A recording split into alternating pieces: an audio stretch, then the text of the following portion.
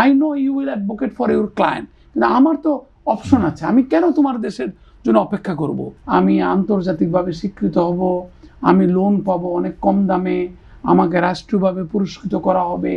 Uber, পাঠাও, এদের দাম কত বেড়েছে দেখা গিয়েছে। জ্বালানি সংকট আপনি দেখেছেন প্রায় 20% বেড়েছে। আমার অফিস থেকে বলল যারা রেগুলার এডমিন থেকে অনেকের জন্য উবার, পাঠাও ব্যবহার করছে, আমরা নিজেরাও পাঠাওর সাথে চুক্তিবদ্ধ একটি প্রতিষ্ঠান আমাদের মাল নেওয়া আসার জন্য, মানে কুরিয়ার আর কি, এগুলার জন্য। সো সেই প্রেক্ষিতে একটা তো জ্বালানি সংকট সংক্রান্ত বাংলাদেশের যেটা সমস্যা, যেহেতু কোনো জবাবদিহি করতে হয় না। আরেকটি বিষয় আপনি লক্ষ্য করেছেন, বাংলাদেশের কিন্তু প্রফেশনালরা হাইলি পলিটিসাইজড হয়ে গেছে। সর্ব লেভেলে রাজনীতিটা প্রধান বিবেচ্য বিষয়। আমি ভালো ব্যাংকার কি খারাপ ব্যাংকার, উনি ভালো উদ্যোক্তা কি খারাপ উদ্যোক্তা, এটা ISO 9000 আর 14000 আর 19000 ইস্যু করছে রাজনৈতিক নেতারা। যার কারণে যে আমি আসলে ভালো কিনা, আমি উৎসাহিত কিনা, আমি যেটা ভালো উদ্যোক্তা তার প্রমাণ কি? আমি ডিফল্টার হব না, আমি আন্তর্জাতিকভাবে স্বীকৃত হব, আমি লোন পাবো অনেক কম দামে, আমাকে রাষ্ট্রীয়ভাবে পুরস্কৃত করা হবে, সেগুলা। উনি একটা কথা বলছিলেন যে আমাদের ভ্যাট অটোমেশন, ভিএটি, সেটা আমাদের তো জনাব সাইফুর রহমান, মরহুম সাইফুর রহমানের সময় থেকে বিরাট সাকসেসফুল।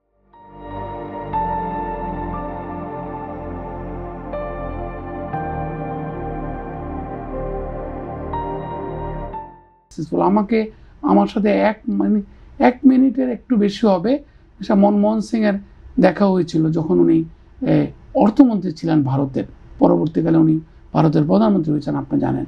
সো তখন উনি আমাকে ওই 1 মিনিটের আলোচনায় বলেছিলেন, তোমরা যেটা পেরেছো ভেটে আমরা পারিনি। সাইফুর রহমান সাহেবের কথা মনে করে উনি বলছিলেন। কিন্তু এটা কেন আমরা পারলাম না এখনো ইমপ্লিমেন্ট করতে? কিছুটা তো ওনাদের বাধা ছিলই, ব্যবসায়ী প্রতিনিধিদের। সবচেয়ে বড় ইস্যুটা হচ্ছে উনি যেটা বললেন, ভিয়েতনামের একটা কোম্পানি, কিন্তু ভিয়েতনামের কোম্পানির জোরে সিলেক্ট করা হয় নাই। বলা হয়েছিল টেন্ডারে যে আন্তর্জাতিকভাবে স্বীকৃত কোনো কোম্পানির সাথে আপনি জয়েন্ট ভেঞ্চারে আসবেন। তো আমাদের বাংলাদেশের যে কোম্পানিটা কাজটা পেয়েছে ভিয়েতনামের কোম্পানিকে সাথে নিয়ে, তারা তো সম্পূর্ণ রাজনৈতিক বিবেচনায় কাজটা পেয়েছিল।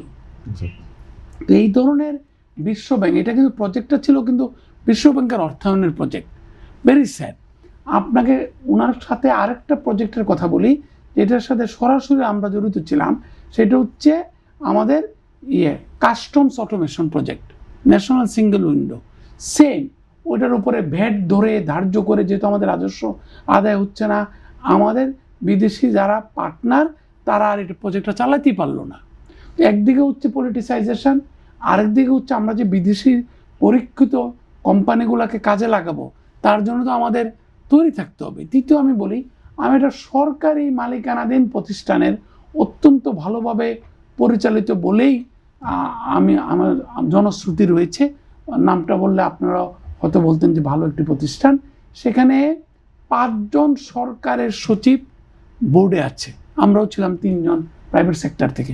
উনি আশা করি বুঝতে পেরেছেন উনি ওই কোম্পানির একজন গ্রাহকও। সো ওনারা মানে প্রতিষ্ঠানগতভাবে, সো তখন ওই প্রতিষ্ঠান বিদেশ থেকে কনসালটেন্ট আনার জন্য চিঠি লিখলো এনবিআরকে, এবং ওই কান্ট্রি অফ অরিজিন, যেই কান্ট্রি থেকে উনি এসেছেন, সেই কান্ট্রির সাথে আমাদের ডাবল ট্যাক্সেশন অ্যাভয়েডেন্স ট্রিটি আছে। আমরা এনবিআর থেকে ওই 5 জন সচিব, এর মধ্যে 3 জনই সিনিয়র সচিব থাকা সত্ত্বেও এনবিআর থেকে চিঠি পেলাম যে বিবেচনা করার সুযোগ নাই। আমরা প্রায়শই কিন্তু বাংলাদেশ ব্যাংকে চিঠি পাই অত্যন্ত সুন্দরভাবে, মানে আর্টিকুলেটেড, যে প্রচলিত আইনি কাঠামোয় বিবেচনার কোনো সুযোগ নাই।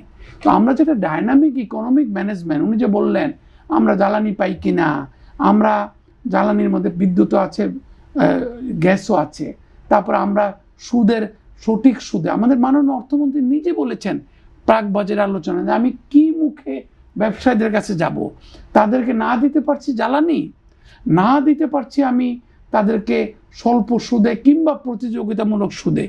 উনি ভিয়েতনামের কথা বলেছেন, ভিয়েতনামের সাথে প্রতিযোগিতা করি, তাহলে আপনাকে দেখতে হবে, আমার বাণিজ্য মন্ত্রীকে দেখতে হবে, আমার অর্থমন্ত্রীকে দেখতে হবে ভিয়েতনামের ওনাদের গার্মেন্ট সেক্টরের লোকেরা কি রেটে লোন পায়, আমি কি রেটে লোন দিচ্ছি, তাদের এক্সপোর্ট করতে মানে লিড টাইম কতক্ষণ লাগে, আমার লিড টাইম কতক্ষণ লাগে, আমার পোর্ট এফিসিয়েন্ট কিনা। তারপর হচ্ছে দেখেন আমার একটা পারমিশন বের করতে নেক্সট টু ইম্পসিবল।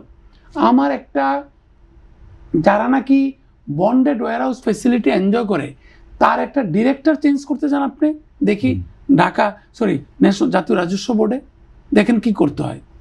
প্রত্যেকটা লোককে বিদেশ থেকে যদি কোনো জয়েন্ট ভেঞ্চার কোম্পানি হয়, ওই লোককে বাংলাদেশে না আসা পর্যন্ত, ওই কমিশনারের কাছে আইসা মানে সোলেমনাইজ করা না পর্যন্ত আপনার কিচ্ছু হবে না।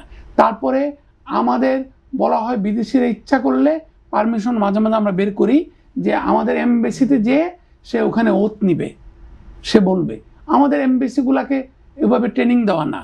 তো এই কারণে অটোমেটিক 3 মাস 6 মাস দেরি হয়ে যায়। আমার প্রতিযোগিতা কি অপেক্ষা করবে? আমার উনি যদি এক্সপোর্ট না করতে পারে, আস্তে করে ওয়ালমার্ট চলে যাবে অন্য জায়গায়, আস্তে করে জেসিপেনি চলে যাবে অন্য জায়গায়, একদিনের জন্য অপেক্ষা করে না। জেসিপেনির সাথে আমরা যখন ডিল করেছিলাম 2007-08, ওই যে ওপেন অ্যাকাউন্ট ট্রেডিং তখন শুরু হয় মাত্র, ওদের যে প্রকিউরমেন্ট ম্যানেজার, ওরা নিষ্ঠুরতম লোকগুলোকে প্রকিউরমেন্ট ম্যানেজার বানানো হয়, বলে sorry mister Rashid, I know you will advocate for your client, কিন্তু আমার তো অপশন আছে, আমি কেন তোমার দেশের জন্য অপেক্ষা করব?